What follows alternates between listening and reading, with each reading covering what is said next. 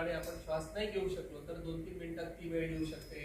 लहान बाळं पालथी झोपलेली असतात, नाक दाबलं जातं, कधी कधी काही कारणाने त्यांना श्वास घेता येत नाही, त्याच्यामुळे त्यांच्यावर येऊ शकते. अगदी बाळाला दूध पाजताना सुद्धा बाळाची डेथ त्याच्यात होऊ शकते. एवढं ते प्रकरण अडचणीचं होऊ शकतं. पण हे कळणं आणि ते कळल्यानंतर काय करायचं त्याला सगळ्या प्रोसेसला सीपीआर म्हणतात. आता सीपीआर ही प्रोसेस ही तशी पाहिलं तर खूप मोठी आहे. कधी कधी ती 2-4-5 मिनिटात ते पेशंट रिवाईव्ह होतात, कधी कधी अगदी तास 1.5 तास सुद्धा प्रयत्न करून नाही होऊ शकत, असे होऊ शकतं. याच्यामध्ये काही होतं आणि ही वेळ हॉस्पिटलमध्ये जेव्हा येते तेव्हा वेळ असतो, टीम असते, इक्विपमेंट्स असतात, सगळे मेडिसिन्स असतात, त्यामुळे त्याचा सक्सेस रेट किंवा त्याचे प्रयत्न करण्याची आमची जी पद्धत आहे किंवा आम्हाला जी इच्छा असते ती जास्त वेळ चालते. ही वेळ समजा हॉस्पिटलच्या बाहेर आली तर काय, त्याच्यासाठी आपण आज बोलूयात. कारण आपल्यातले सगळे लोक आहेत त्यांच्यावर ही वेळ सीपीआर देण्याची किंवा सीपीआर घेण्याची येऊ नये.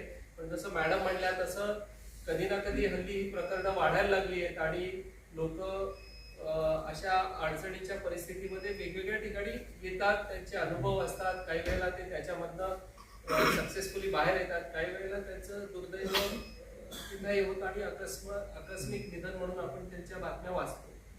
तर याच्यामध्ये आपल्यासाठी जे डॉक्टर नाही आहेत किंवा जे हॉस्पिटल ट्रेन स्टाफ नाही आहात तर त्यांच्यासाठी काय करायचं, तर त्याच्यासाठी काही गाईडलाईन्स आहेत किंवा काही एक ट्रेनिंग सेशन्स असतात की जे इंडियन सोसायटी ऑफ अॅनेस्थेसियोलॉजिस्ट त्यांनी सेट केले आणि त्याच्यानुसार आपण भारतात आता आपल्यासाठी ते कस्टमाइज केले. इंटरनॅशनल गाईडलाईन्स थोड्याशा त्याच्यामध्ये वेगळ्या आहेत.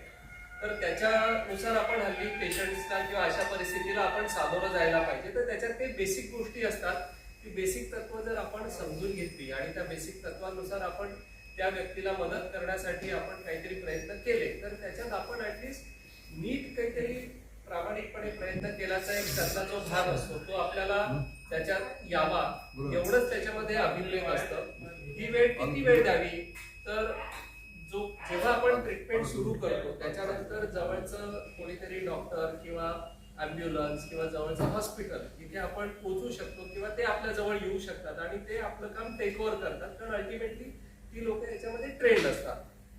आपण फक्त ती वेळ तेवढी मिळवावी आणि अत्यवस्थ असलेल्या व्यक्तीला लॉजिकल प्रयत्न करून काहीतरी त्याला वेळ द्यावी यासाठी आपण प्रयत्न करतो. तर एवढा त्यांचा उद्देश आहे. याच्यामध्ये 2-3च गोष्टी आपल्याला बेसिकली बघायच्या असतात की ही परिस्थिती काय येते. जसं मी आधी म्हटलं की हार्ट अटॅक हा एक भाग झाला. हार्ट अटॅक मध्ये काय होतं की हृदयाचा रक्तपुरवठा कमी होतो आणि त्याच्यामुळे मग हृदय प्रक्रिया बंद पडते. हार्ट अटॅक मध्ये बऱ्याच वेळा हृदय प्रक्रिया बंद पडायच्या आधी ते हॉस्पिटलला येतात, आपण औषधोपचार करतो, अँजिओग्राफीज अँजिओप्लास्टीज करतो, पेशंट बरे होतात.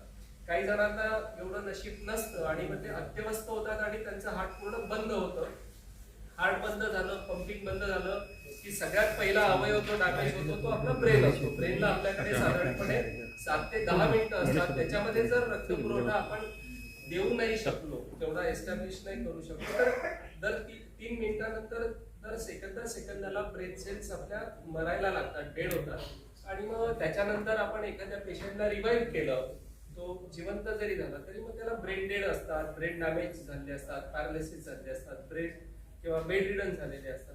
तर ही वेळ येऊ नये हा त्यातला गाभा असतो. तर आपण हार्ट अटॅक आल्यानंतर किंवा इतर कुठल्याही परिस्थितीत हृदय बंद पडलं की आपण जे काही करतो त्याच्याने रक्तपुरवठा सुरळीत चालू राहावा, हृदयाचं काम आपण बाहेरून करावं आणि मेंदूचा रक्तपुरवठा व्यवस्थित चालू राहावा जेणेकरून पुढचे उपचार मिळायला त्याला संधी मिळावी. तर त्याच्यामध्ये काय करायचं, ही परिस्थिती आपल्यावर कुठे येऊ शकते. रेल्वे प्लॅटफॉर्मवर येईल, बाजारात येईल, घरामध्ये येते. सकाळी बऱ्याच वेळा सिनियर सिटीजन्स असतात, कोलॅप्स होतात. काही वेळेला शुगर खूप कमी होते आणि ते कॉन्शियस सापडतात. तर या परिस्थितीमध्ये आपण ही ट्रीटमेंट देण्यासाठी स्वतःला तयार करणं आणि त्याच्यानंतर समोरच्या माणसाला या ट्रीटमेंटची खरंच गरज आहे का हे बघणं हे महत्वाचं असतं. काही वेळेला जसं म्हटलं की शुगर कमी झाली आणि त्यांचा श्वास चालू आहे आणि आपण चेस्ट कॉम्प्रेशन देतो तर ते अडचणीचं होऊन जाऊ शकतं. तर तसं व्हायला नको. तर त्यासाठी आपण आपल्याला कळायला पाहिजे की आपण ही ट्रीटमेंट केव्हा करायची असते. तर त्या पेशंटचा श्वास पूर्णपणे बंद असावा, त्याचा रिस्पॉन्सेस आपल्याला काहीच नसावा. आपण हात मारतो, खांद्यांवर टॅप करतो दोन्ही बाजूच्या आणि त्यांना आवाज देतो, त्यांनी काही रिस्पॉन्स नाही दिला, श्वास बंद आहे, तर आणि आपल्या समोर ही घटना घडली आहे. मध्यरात्री काहीतरी एखादी घडली असेल आणि त्याच्यानंतर 4-5 तासांनी तुम्ही या गोष्टी कळल्यानंतर करताय, तर त्याच्यात अर्थ नसतो. तुमच्या समोर ती घडली आहे, तुम्हाला कळते की आत्ताच्या आत्ता हा पेशंट बरा होता व्यक्ती आणि आता तो कोलॅप्स झालाय, त्याच्यानंतर आपल्याला त्याला ट्रीटमेंट करायची. तर मग हे आपल्याला कळालं पाहिजे की आता त्याला आपल्याला आपल्या समोर अत्यवस्थ झालाय आणि आपल्याला आता त्याला उपचार करायचे. पहिली गोष्ट अशा वेळेस आपण आपल्या मदतीसाठी टीम गोळा करणं, लोकांना बोलवणं. दुसरी गोष्ट असते जवळचं हॉस्पिटल, ॲम्ब्युलन्स त्यांच्यापर्यंत निरोप पोहोचवणं जेणेकरून ते आपल्यापर्यंत येतील. आणि तिसरी गोष्ट असते आपण आपली सेफ्टी आणि पेशंटची सेफ्टी बघणं. रस्त्याच्या मधोमध झालं एखादी घटना, कुठेतरी बाजारात असं अनइवन सरफेस आहे, कुठेतरी स्विमिंग पूलला स्लोपिंग सरफेसेस आहेत, ओले सरफेसेस आहेत, इलेक्ट्रिक शॉक असलेलं वातावरण आहे, कुठे आग लागलेली आहे. तर अशा सगळ्या गोष्टींमध्ये त्या व्यक्तीची सेफ्टी आणि त्याच्यापेक्षा जास्त आपली सेफ्टी ही बघितली पाहिजे. अशा वेळेस अशा अनसेफ जागेतनं आपण आधी सेफ जागेमध्ये त्या व्यक्तीला शिफ्ट करताना आपल्याला 2-4 माणसं लागणार असतात, तर त्यासाठी मदत मिळवली पाहिजे. ती माणसं त्यांनी व्यवस्थित त्याला उचलायचं, लाकडाचा आपण ओंडका कसा हलवतो तसं ते हलवावं लागतं आणि त्याला सेफ जागेवर घेऊन जाऊन आपण त्यांना CPR द्यायचा असतो. आता हा CPR जसं मी म्हटलं की प्रत्येक सेकंद आपल्यासाठी महत्वाचा असतो. तर अशा वेळेस ह्या सगळ्या गोष्टी घडताना आपल्याला काही सेकंदांमध्ये ह्या सगळ्या ऍक्शन्स करायच्या असतात. मदतीला पाठवा, आपल्याकडे 108चा नंबर आहे ॲम्ब्युलन्स, तर त्यांना फोन करायला एकाला पाठवायचं. कुठे जवळपास हॉस्पिटल असेल त्यांना फोन करायला पाठवायचं. अशा गोष्टी आपण करू शकतो. त्याच्यानंतर आपल्याला कळालं की त्या व्यक्तीला ट्रीटमेंटची गरज आहे, तर ही ट्रीटमेंट हे काम संपल्यानंतर दुसरी गोष्ट असते की आपल्याला त्यांना आता काहीतरी सुरू करायचं. ते काय असतं, तर त्याला चेस्ट कॉम्प्रेशन आपण म्हणतो. CPR हा मोठा भाग झाला, त्याचा एक पार्ट असतो की जो चेस्ट कॉम्प्रेशन करायचा आहे. आणि याचं कॉमन सिटीजन आपण काय करू शकतो, तर चेस्ट कॉम्प्रेशन करू शकतो आणि ते व्यवस्थित केले तर त्याचा फायदा होतो. आणि ते कसे करायला पाहिजे ते आपल्याला आज बघायचंय. एवढी साधी सोपी गोष्ट आहे. तर चेस्ट कॉम्प्रेशन हे बेसिकली छाती दाबणं असतं. छाती आपला फासड्यांचा एक पिंजरा आहे. समोरच्या बाजूला इथे एक सेंटरला एक हाड आहे प्रत्येकाला आणि मागच्या बाजूला पाठीचा मणका आहे. आपलं हृदय जे असतं हे ह्या दोन गोष्टींच्या मध्ये असतं, बरोबर मध्ये असतं. ते डाव्या बाजूला एक्सरे मध्ये दिसतं किंवा आपल्याला असं वाटतं पिक्चर मध्ये ते डाव्या बाजूला दाखवतात, पण तसं नसतं. ते सेंटरला असतं आणि आपल्याला ह्या दोन गोष्टींमध्ये ते हृदय दाबायचं असतं, वरचं हाड आणि खालचं हाड. तर हीच गोष्ट फक्त आपल्याला करायची आहे आणि ती या गाईडलाईन्स म्हणा किंवा जे आपण एक सायंटिफिक याच्यामध्ये एक्सपेक्ट करतो की कॉमन मॅनला काय माहित पाहिजे, तर ही गोष्ट नीट माहित पाहिजे की त्यांनी चेस्ट कॉम्प्रेशन नीट दिलं पाहिजे. चेस्ट कॉम्प्रेशन देताना जसं मी म्हटलं की आपल्याला टीम लागते. ते जर प्रॅक्टिस नसेल, ती आम्हाला प्रॅक्टिस असेल तरी पण आम्ही 15-20 मिनिटानंतर आम्ही स्वतः सुद्धा थकतो. एवढं ते ताकद खाणारं काम असतं. तर ज्यांना माहीत नसतं किंवा ज्यांना काही स्वतःचे आजार असतात, अशा वेळेस या गोष्टी जास्त वेळ नाही करू शकत, तर याला टीम लागते. म्हणून आपल्याला लोकांना मदतीला बोलवायचं असतं. एकाला माहिती आहे तर त्याच्याबरोबर 10 लोकांना माहिती असेल तर ही गोष्ट आपण 10-15 मिनिटांची गोष्ट आपण अजून थोडासा वेळ सुद्धा जास्त देऊ शकतो टीम वर्क असेल तर. चेस्ट कॉम्प्रेशन हे आपल्याला समोरचं हे हाड ज्याला आपण स्टर्नम म्हणतो आम्ही आणि मागचं पाठीचा मणका याच्यामध्ये आपल्याला दाबायचं असतं. हाड दाबताना, आपलं हार्ट दाबताना, हृदय दाबताना आपल्याला त्याचा एक वेग असतो, काय वेगाने ते दाबायचे आणि त्याचं एक डेप्थ असते, किती अंतर ते दाबलं गेलं पाहिजे. कारण शेवटी फासळ्या आहेत, आपला फ्लेक्झिबल किंवा आपला जरा इलास्टिक पिंजरा असतो छातीचा, तो दाबला की त्यातलं हृदय दाबलं जातं, हृदयातलं रक्त हे पुढे जातं. त्याच्यानंतर त्याला रिलॅक्स केलं की त्याच्यात निगेटिव्ह प्रेशरमुळे परत रक्त हृदयात येतं, हे फुफ्फुसात जातं, फुफ्फुसातलं रक्त तसं शरीरात जातं आणि मग सगळीकडे काही प्रमाणात तरी ऑक्सिजन मिळतो. आणि हा ऑक्सिजन आपल्याला 10-15-20 मिनिटं तरी आपल्याला पुरतो या प्रोसिजरने. तर हे जे हृदय दाबायचंय ते हृदय आपल्याला छातीच्या मधोमध दाबायचंय, बरोबर ही निपल्सला जोडणारी लाईन आणि आपली मध्यरेषा याच्यामध्ये हे हाड असतं. त्याच्या बरोबर आपल्याला आपल्या दोन्ही हातांचा जोर त्याच्यावर टाकायचा आहे. आपल्या शरीराचा हा वरचा जो भाग आहे त्याचं वजन अख्खं त्या पेशंटच्या अंगावर गेलं पाहिजे. आपल्याला फक्त हाताने जसं आपण कणिक वगैरे तुंबतो मळतो तर तसं ते करून नाही चालत. आपल्याला आपलं अख्खं वजन त्याच्यावर टाकावं लागतं. तेव्हा एखाद्या माणसाची छाती प्रमाणामध्ये दाबली जाते. ही दाबली जाताना साधारणपणे 5 सेंटीमीटर ते 6 सेंटीमीटर आपल्याला छाती दाबली गेली पाहिजे. आता तिथे काही पट्टी लावत नाही आपण, पण आपल्या एक अंदाजाने आपल्याला कळालं पाहिजे की तेवढी दाबली गेली सोडली गेली, दाबली गेली सोडली गेली, असं हे चालू राहतं. याचा साधारणपणे जो स्पीड असतो हा 100 एका मिनिटामध्ये 1, 2, 3, 4, 5 असा तो स्पीड असतो. आणि 100 पेक्षा कमी किंवा 100 पेक्षा जास्त हे दोन्ही गोष्टी पेशंटसाठी फायद्याच्या नसतात. खूप जास्त जोरात दाबलं की खूप चांगलं काम होते असं मुळीच नसतं. खूप स्लो झालं तर ऑब्व्हियसली ते काही उपयोगाचं नसतं. त्यामुळे 100चा स्पीड आपल्याला एक साधारण फॉलो करायचा असतो आणि 5 ते 6 मिनिटं 5 ते 6 सेंटीमीटर आपल्याला ही छाती दाबायची असते. छाती दाबताना आपले हात आपलं जे प्रेशर असतं हे तळव्यातनं जायला पाहिजे. आपले दोन्ही हात जे असतात ते एकमेकांमध्ये लॉक करायचे असतात. ही टेक्निक आहे. आपल्याला ही कशी करायला पाहिजे, एका हाताने एका गुडघ्यावर बसून असं नाहीये. तर हे दोन्ही हात एकमेकांमध्ये लॉक करायचे. हा तळवा जो असतो तो तळवा पेशंटच्या छातीवर ठेवायचा. आपण जे वाकायचं असतं किंवा जी आपली ऍक्शन असते ती फक्त आपल्या कमरेतनं होणार असते. जसं मी म्हटलं, दिस इज नॉट द ऍक्शन. याच्याने आपण काहीच करू शकत नाही. आपण स्वतःही थकू आणि पेशंटने फायदा नाही होणार. आपलं जे वजन आहे ते आपल्या वरच्या शरीराचं, कमरेच्या वरच्या शरीराचं पेशंटच्या छातीवर गेलं पाहिजे. तेव्हा पेशंटची छाती दाबली जाते. तर हे हात लॉक करायचे. इथे ऍक्शन बिलकुल नाही पाहिजे, एकदम स्ट्रेट. आणि आपण इथून वाकल्यानंतर जसं ते कर्कोचे वागतात तसं दिस इज द ऍक्शन. तर सॉर्ट ऑफ हे असं व्हायला पाहिजे.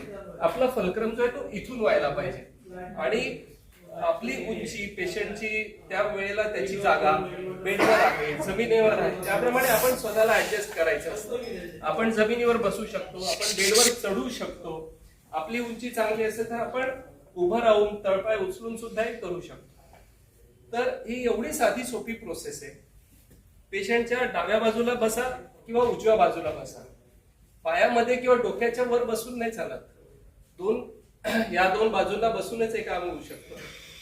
साधारणपणे 100चा स्पीड आणि 5 सेंटीमीटर हे एकदम फिक्स प्रिन्सिपल. एवढं जरी आपण करू शकलो तरी सुद्धा पेशंटला 10, 15, 20 मिनिटं जे काही लागतात ट्रीटमेंट मिळण्यासाठी त्या वेळामध्ये आपण वेळ तेवढं मिळवलं तरी पेशंटला फायदा होतो.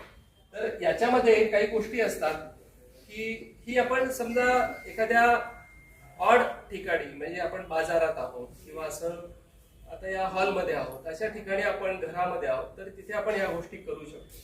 याच्या पुढची एक गोष्ट आहे की जी आम्ही सगळ्यांना सांगत असतो, रेल्वे स्टेशन, गव्हर्नमेंट एजन्सीज, त्यांना आम्ही सांगत असतो की एईडी म्हणून गोष्ट असते की जी तुम्ही कॉमन ठिकाणी ठेवायला पाहिजे. आता ह्या हॉलमध्ये आयडियली एईडी अवेलेबल पाहिजे. तर एईडी म्हणजे काय, आपण विमानाने प्रवास जवळपास सगळ्यांनी केला असेल. प्रत्येकाने एअरपोर्टवर एईडी म्हणून एक लाल रंगाचा बॉक्स बघितला असेल. त्याच्यावर असं इलेक्ट्रिकचं साईन असतं आणि एईडी लिहिलेलं असतं, काचेच्या पेटीत ठेवलेलं असतं. तर एईडी म्हणजे काय असतं, तर हे शॉक द्यायचं एक मशीन असतं. जेव्हा आपण हे ट्रीटमेंट करतो तर तेव्हा आपल्यासोबत जर एईडीचं हे एवढं मशीन असतं, हे जरी आपल्याला मिळालं तरी आपण त्या पेशंटला ट्रीटमेंट करण्याची क्वालिटी प्रचंड वाढवू शकतो. बऱ्याच वेळा हार्ट बंद होण्याचं जे कारण असतं ते कॉमनली वेंट्रिक्युलर फिब्रिलेशन म्हणून एक ईसीजीचा एक रिदम असतो. त्याच्यामध्ये हार्ट नुसतं असं थरथर कापत राहतं. ईसीजी पण तसाच येत राहतो आणि त्याच्यामधून पंपिंग नाही होत. तर त्याला काही कारण आहेत. हा रिदम का येतो एखाद्या व्यक्तीमध्ये, तर तो सडन ऑनसेट वेंट्रिक्युलर फिब्रिलेशन या रिदम मध्ये हार्ट बंद होतं आणि पेशंट कोलॅप्स होतो. तर अशा वेळेस त्याची ट्रीटमेंट इलेक्ट्रिक शॉक ही एवढीच आहे. बरं, पेशंट जे जे असे अत्यवस्थ होतात, सडनली चालता चालता बोलता बोलता कोलॅप्स होणारे पेशंट, त्यांच्यामध्ये 70 ते 80% लोकांमध्ये कारण हे व्हेंट्रिक्युलर फिब्रिलेशन असतं. त्याची ट्रीटमेंट शॉक. त्यामुळे साधारण 70 ते 80% लोकांना आपल्याला फार काही माहित नसेल तर आपण शॉक देऊन रिव्हाइव्ह करायचे चान्सेस खूप जास्त असतात. आता एडी हे जे मशीन आहे त्याला ऑटोमेटेड इलेक्ट्रिकल डिफिब्रिलेटर असं त्याचा लॉंग फॉर्म आहे. तर एडी म्हणजे काय, तर हे छोटस एकदम कंपास पेटी सारखं एक छोटं मशीन आहे. त्याला 2 वायर निघतात, त्याला 2 पॅड असतात. ते पॅड एक इकडे आणि एक इकडे, उजव्या बाजूला आणि डाव्या बगलेच्या खाली, त्या 2 ठिकाणी ते पॅड लावायचे. ते मशीन सगळं स्वतः सांगत जातं. तर कॉमन माणसांना, ज्यांना हॉस्पिटलमध्ये ज्यांचा फार अनुभव नसेल, त्यांना सुद्धा हे मशीन वापरता यावं या दृष्टीने ते डिझाईन केलेलं असतं. हे मशीन जेव्हा आपण ओपन करतो तेव्हा ते बोलायला लागतं की connect pads, 1 on right side, 1 on left side. बरोबर. राईट साइडला आपलं हे जे कॉलर बोन आहे त्याच्या खाली एक पॅड आणि डाव्या बाजूला आपली जी बगल असते, डाव्या बाजूला ऍक्झिला, त्याच्या खाली त्या 2 ठिकाणी ते वायरने जोडायचं असतं. आणि या सगळ्या इन्स्ट्रक्शन्स मशीन देतं. त्याच्यानंतर ते म्हणतं analysing rhythm, stop chest compression. म्हणजे आपण एक 10 सेकंद चेस्ट कॉम्प्रेशन थांबवायचे असतात. मशीन तेवढ्या वेळामध्ये ईसीजी रीड करतं. ईसीजी स्वतः सांगतं शॉकेबल रिदम, गिव्हिंग शॉक, किंवा नॉन शॉकेबल रिदम म्हणजे शॉक द्यायची गरज नाहीये, कंटिन्यू चेस्ट कॉम्प्रेशन. आणि मग ते स्वतः बीप देत जातं. त्या बीप नुसार आपण चेस्ट कॉम्प्रेशन द्यायला लागतो.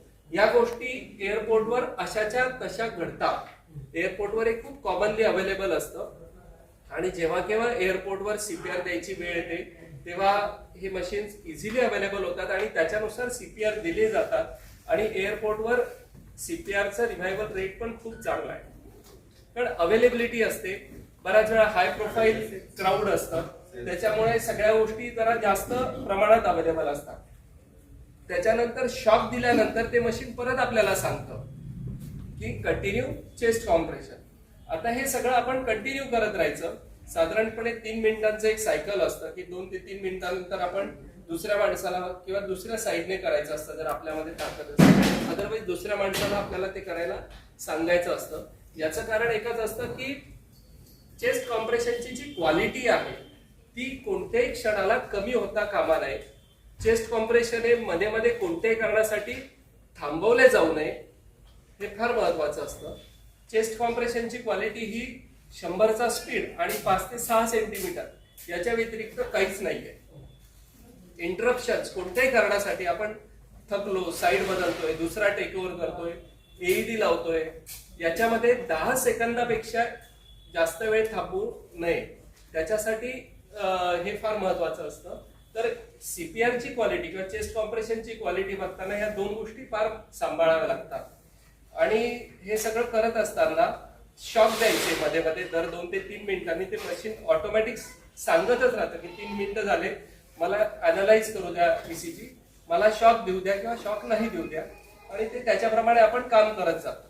आता हे मशीन्स जे असतात फार काही कॉस्टली नाही आहेत फ्रँकली स्पीकिंग. 70-75 हजाराच्या पेक्षा सुद्धा कमी किमतीला हे मशीन्स मिळतात.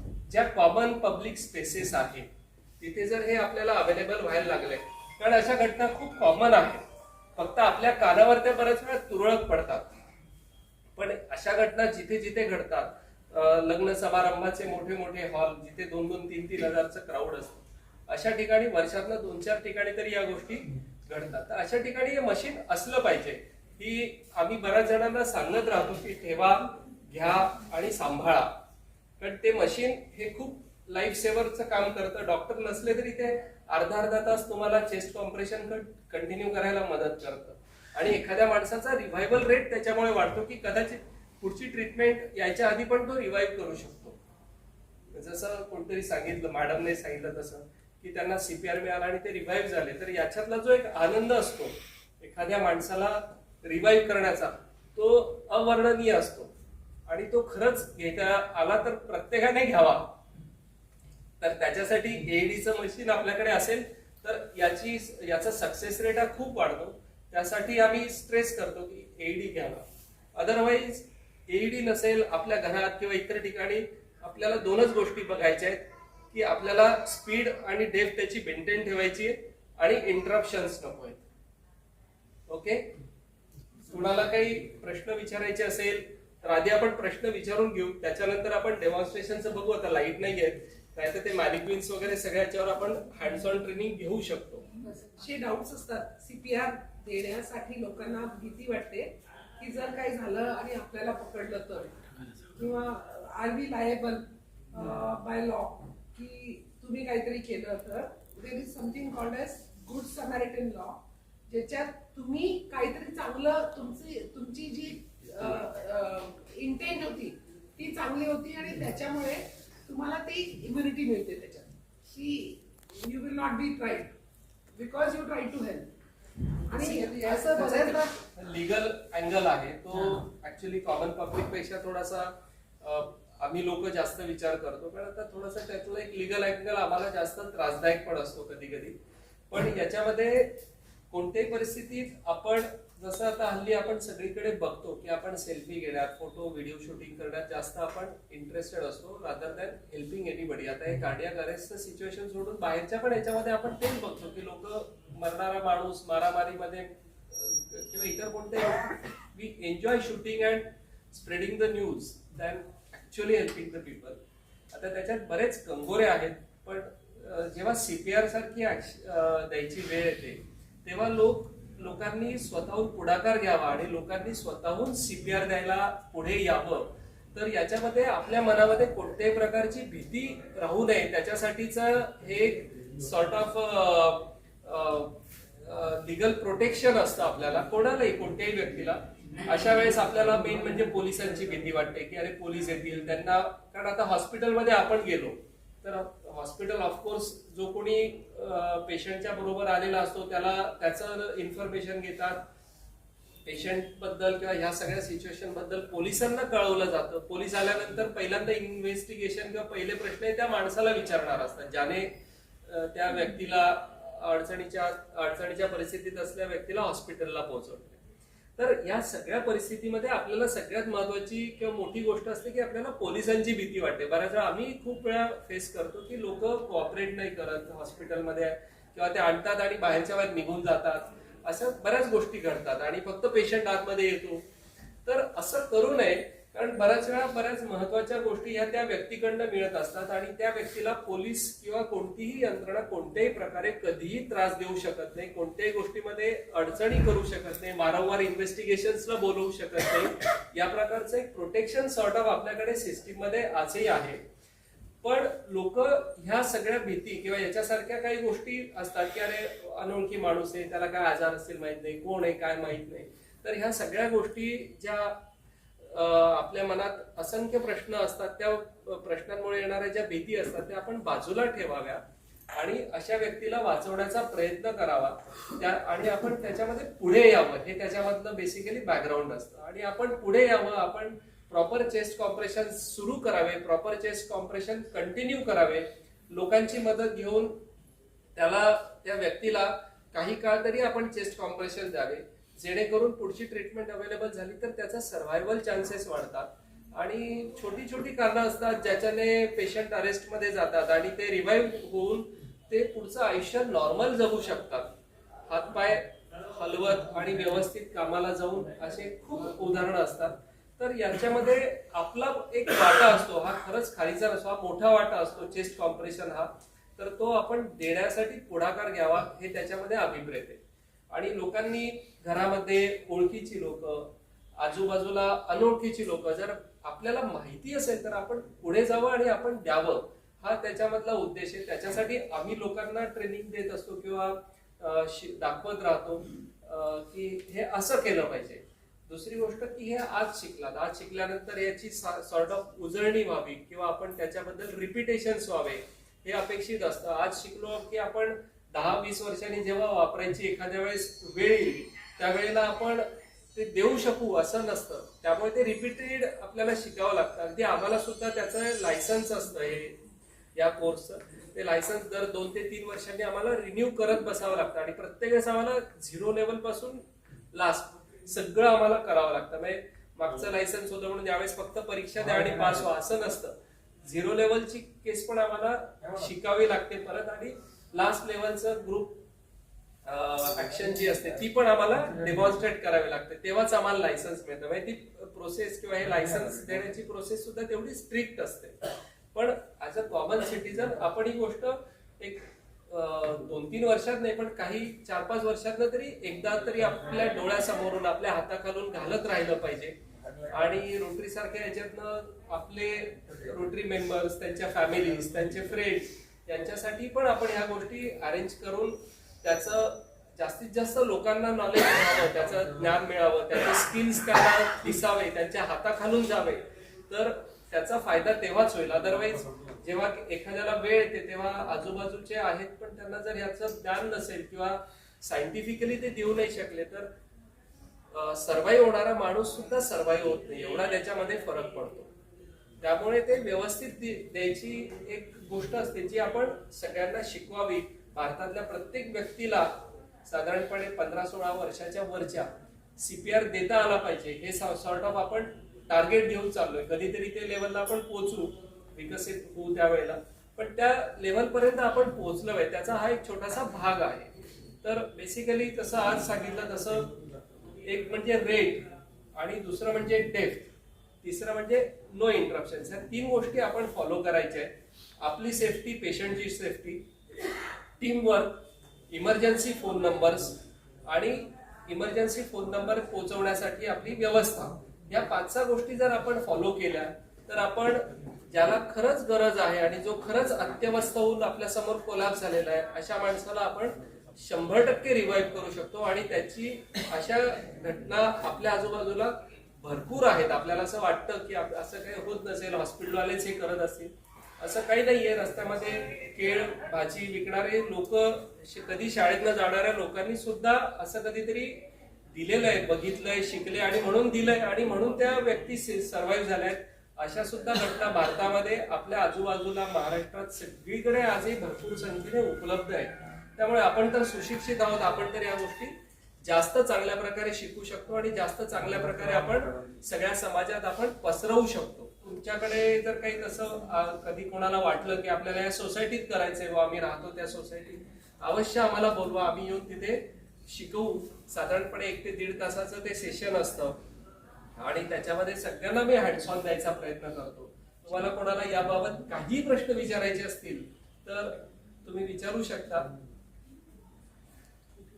What are the indications of a patient की त्याला आपण CPR द्यायला पाहिजे? 2च गोष्टी असतात. एक म्हणजे त्याचा श्वास बंद पाहिजे आणि त्याचा आपल्याला रिस्पॉन्स बिलकुल नाही पाहिजे.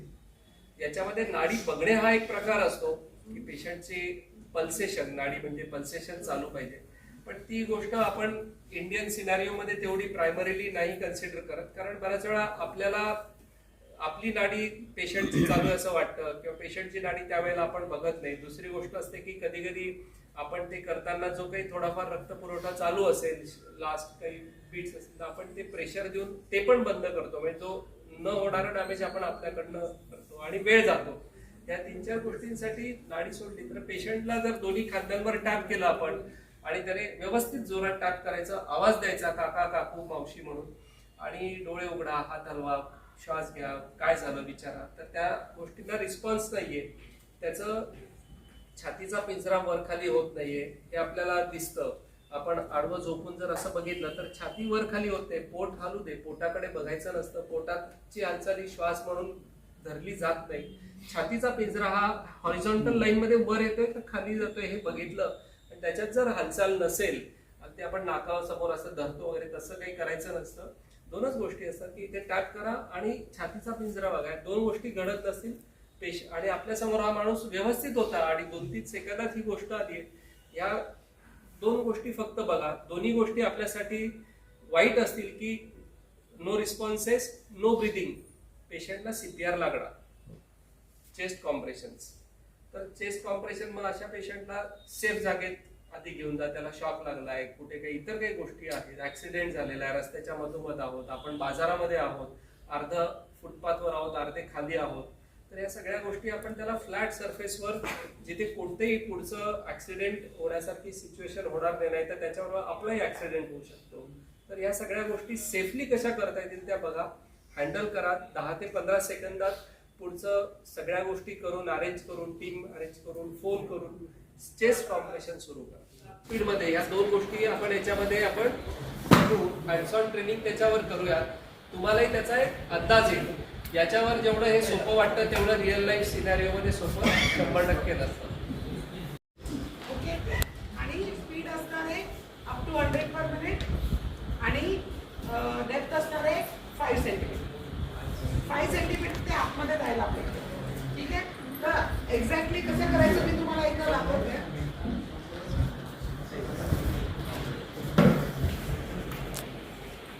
बेसिकली आपण पेशंटच्या उजव्या किंवा डाव्या बाजूला उभं राहणार आहोत किंवा बसणार आहोत. जर आपल्याला हाईट ऍडजस्टेड असेल, बेड आपल्या व्यवस्थित उंचीचा असेल तर आपण उभं राहून CPR देणार आहोत. अन्यथा आपण त्याच्यावर चढणार आहोत किंवा जमिनीवर जर आपण असू तर आपण एका गुडघ्यावर आपण बसणार आहोत. अशा कोणत्याही परिस्थितीमध्ये फक्त आपल्याला ऍक्शन इथून व्हायला पाहिजे एवढंच लक्षात ठेवायचं आणि आपल्या या वरच्या बाजूचं शरीराचं याचं वजन हे पेशंटच्या अंगावर पडलं पाहिजे हे आपल्याला बघायचं आहे.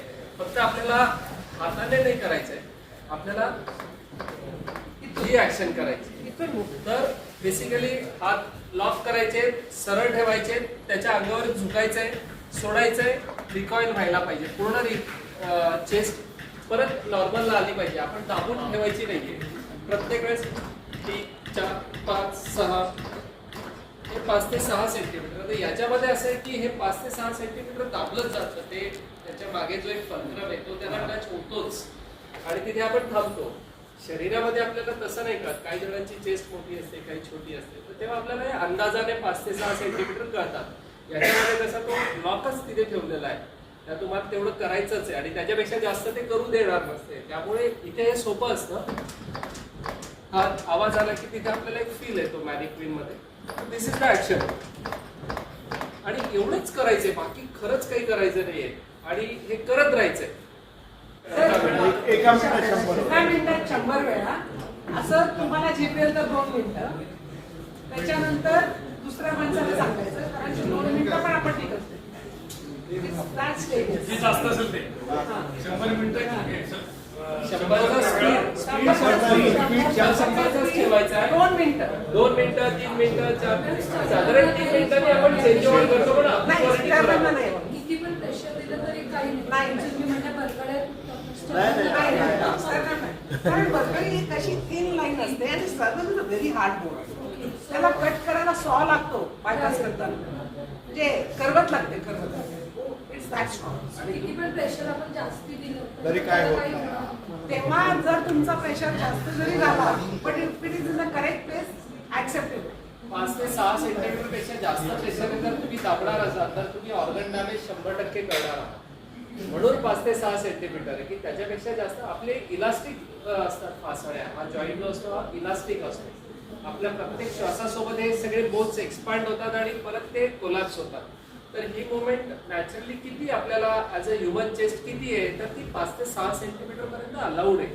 त्याच्यापेक्षा तुम्ही जास्त दाबलं तर डेफिनेटली ऑर्गन डॅमेज होणार, हार्टला पंक्चर होणार, रिच तुटणार, आतमध्ये लंग्सला डॅमेज होणार, ब्लड कलेक्ट होणार. म्हणजे आपण जे करायला पाहिजे त्याच्या व्यतिरिक्त सिच्युएशन कॉम्प्लिकेटेड करून ठेवणार. त्यामुळे 5 ते 6 सेंटीमीटर त्याला महत्व त्याच्यासाठी आहे. आणि स्पीड त्याच्यापेक्षा कमी केला तर 100% फायदा होणार नाही. 100च्या पेक्षा जास्त 120चं लिमिट आमचं आहे. पण 100 हा रिझनेबल स्पीड आहे आणि तो लक्षात ठेवायलाही सोपा आहे. म्हणून 100 आम्ही सगळ्यांना सांगत असतो.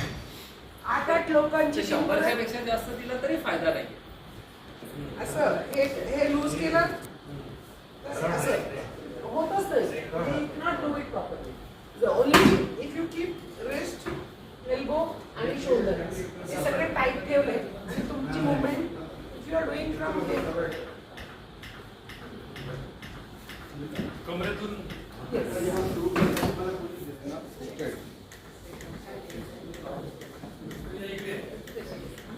आज इकडनं गेलं पाहिजे.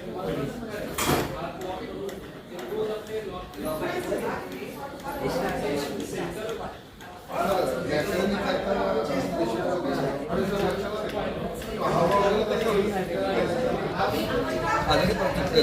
खूप जास्त स्पीड हे जास्त speed आहे. 1 2 3 4 5 6 7 8 9 10 11 12 स्पीड थोडं जास्त दाबावं लागेल अजून. खाली मागच्या बाजूला सरफेस लागतो त्याचा हार्ड, तो लागलाच पाहिजे, तेवढं दाबायचं आहे आपल्याला.